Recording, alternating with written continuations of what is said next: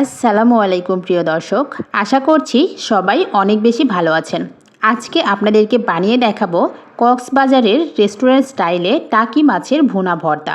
এটা এতটাই সহজ কারণ এই ভর্তা বানানোর জন্য কোনো প্রকার ব্লেন্ডার বা পাটা কোনো কিছুই ব্যবহার করতে হয় না।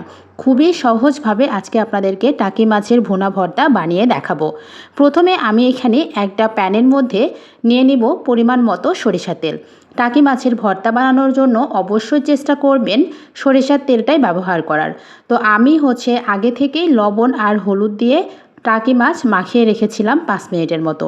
এখন মাছগুলোকে এপাশ ওপাশ 2-4 মিনিটের মতো ভেজে নিব। বেশি সময় কিন্তু ভাজার দরকার নেই, তাহলে ভর্তাটা খেতে ভালো লাগবে না। চেষ্টা করবেন মাছটা যখন সফট হয়ে আসবে ওই সময় নামিয়ে নিতে, মানে 2-4 মিনিটের মতোই কিন্তু এই মাছটা ভেজে নিলেই হয়ে যাবে। মাছগুলো ভাজা হয়ে গিয়েছে, আমি মাছগুলোকে বাটিতে করে উঠিয়ে নিচ্ছি। নিয়ে ওই একই তেলের মধ্যে দিয়ে দিচ্ছি পেঁয়াজ কুচি।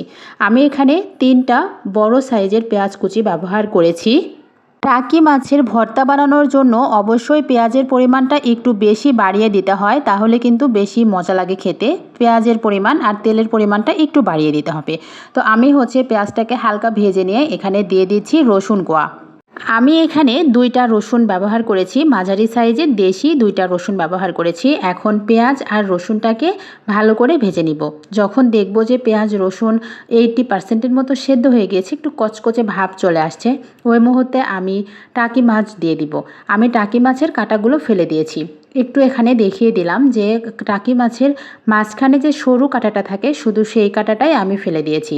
আর আশেপাশে যে ছোট ছোট কাঁটা থাকে এই কাঁটাগুলো না ফেলে দিলেও হবে, কারণ আমি যখন মাছটাকে তেলের মধ্যে ভুনা করতে যাব তখন কিন্তু এই কাঁটাগুলো একদম সফট হয়ে আসবে।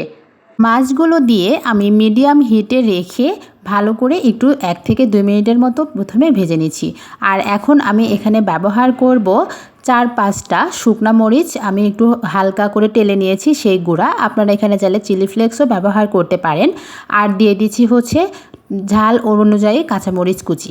আমি 6-7টা কাঁচামরিচ কুচি ব্যবহার করেছি। আপনারা আপনাদের ঠিক যেমন ঝাল খাওয়ার মানে পরিমাপ সেই অনুযায়ী ব্যবহার করবেন। তো আমি ঠিক যেমন ঝালটা পছন্দ করি সেভাবে দিয়েই কিন্তু ভালো করে ভাজা ভাজা করে নিয়েছি। আর খুবই সহজভাবে দেখেন আমার এই ভর্তাটা কিন্তু বানিয়ে নেওয়া হয়ে গিয়েছে। আমি একটু মানে রেস্টুরেন্টে যেভাবে আর কি বানিয়ে আমাদেরকে সার্ভ করা হয়, আমি ঠিক এভাবে একটু গোল গোল করে নিয়ে নিয়েছি। এভাবে না করলেও সমস্যা নেই। খুবই সহজভাবে বানানো হয়ে গিয়েছে না আজকের এই মজাদার টাকি মাছের ভর্তা।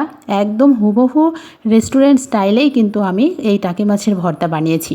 খেতে কিন্তু অসাধারণ। একবার বাসায় বানিয়ে খাবেন। সবাই ভালো থাকবেন। আল্লাহ হাফেজ।